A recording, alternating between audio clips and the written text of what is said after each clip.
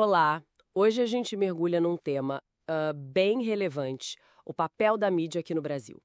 Vamos analisar isso a partir de umas observações bem críticas do professor Ricardo Mariano. Ele é de TI e também pesquisador. Olá.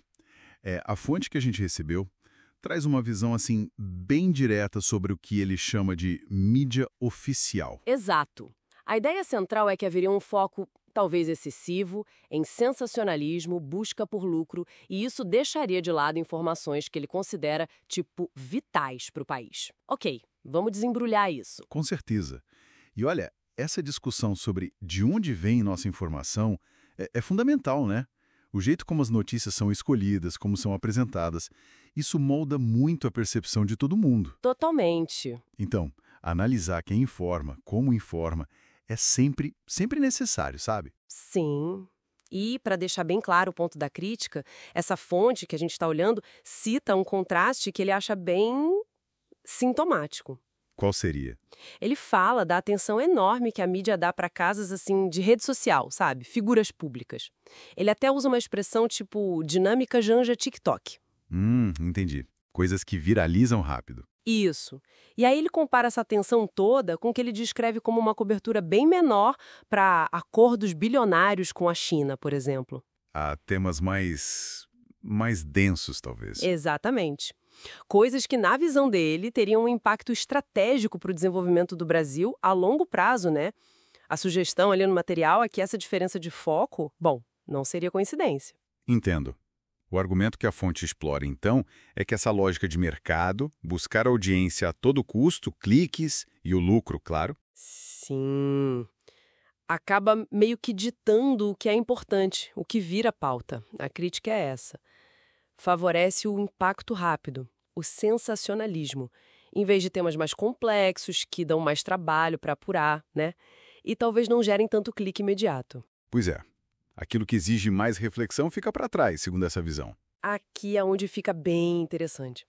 Porque a análise sugere que essas notícias de grande apelo, que a fonte chama de futilidades, elas não seriam só, tipo, inofensivas. Ah, tem mais coisa aí. Tem.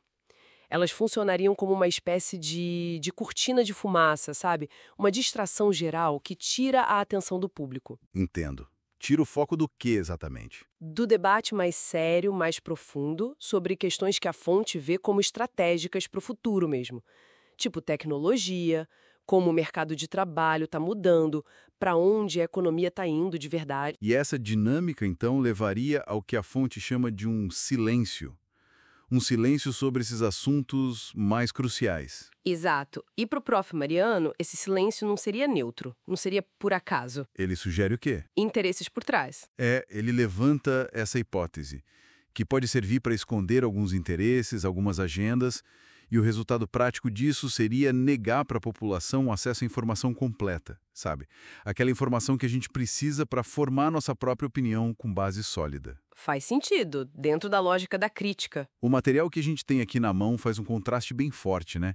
Entre o que seria o papel ideal do jornalismo, informar com seriedade, profundidade e isenção. O jornalismo sério, como se diz. Isso, e a prática que ele está criticando pesado.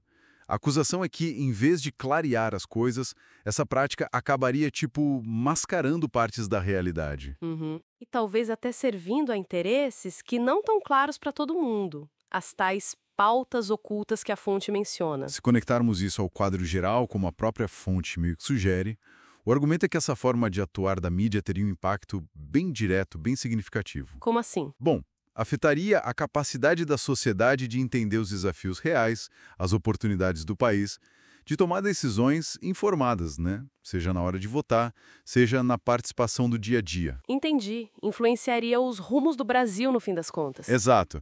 Molda o que a gente considera relevante discutir, o que entra na agenda pública. Então, o que tudo isso significa? Tentando resumir a crítica principal que o Prof. Mariano apresenta.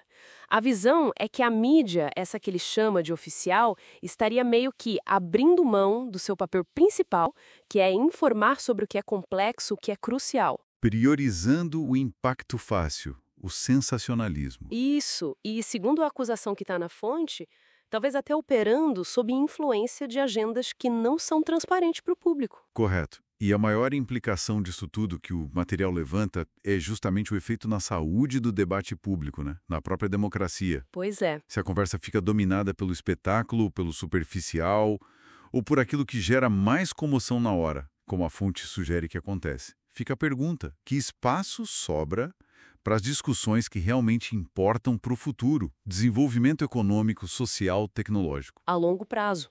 Exatamente essa questão. Essa análise toda deixa a gente com uma provocação final, né? Um ponto para a gente pensar que sai direto dessa crítica. Sim. Isso levanta uma questão importante. Se a gente considerar essa perspectiva crítica da fonte, como é que nós, cada um de nós, pode ficar melhor em navegar esse mar de informação que não para? É um desafio diário, né? Total. Como é que a gente distingue o que é só ruído, aquilo que é passageiro, que distrai, daquilo que é sinal, ou seja, informação que é realmente essencial para a gente entender os rumos, os desafios do país? Boa pergunta. Fica aí o desafio, né? De tentar avaliar não só o que está na manchete, mas a profundidade daquilo e talvez até a intenção por trás do que a gente consome todo dia.